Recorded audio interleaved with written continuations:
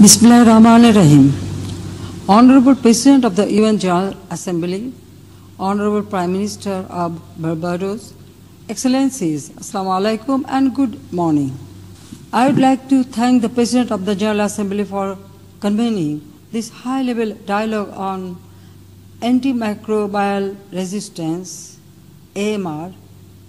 I am happy to join this dialogue as co-chair of the Global Leaders Group on AMR for promoting multi-sectoral collaboration to combat the contain AMR.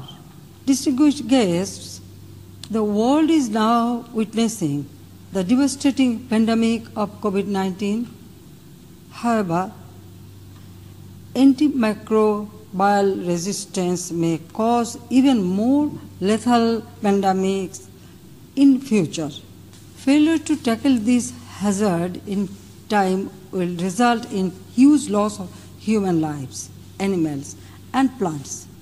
According to an estimate by the WHO, 10 million people will die every year by 2050 from AMR, and economic loss would be in trillions of dollars, which will also disrupt food security and progress towards achievement of the SDGs and universal health coverage.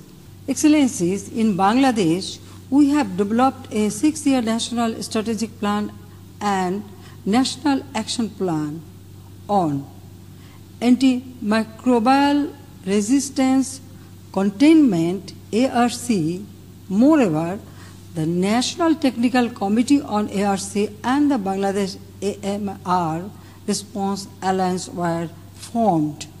Laboratory-based AMR surveillance for both human and animal health is being conducted regularly to ensure WHO categorization. Similarly, from 2019, we have been providing AMR surveillance data to WHO class platform.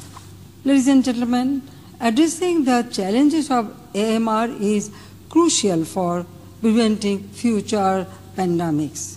We need to implement the 2015 Global Action Plan on AMR, 2016 UN Political Declaration on AMR, and formulate AMR national action plans.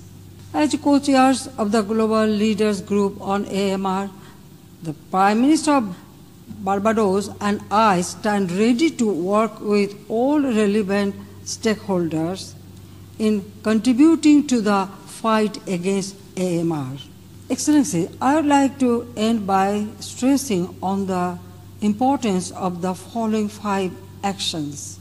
Number 1, integrated multi-sectoral action plan on AMR, including collective action plan by the international community at both regional and global level with special focus on low and middle income countries.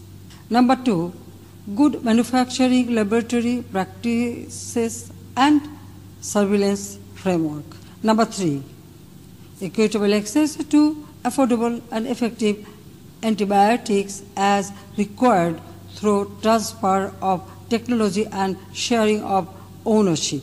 Number 4, sustainable financing for AMR containment activities.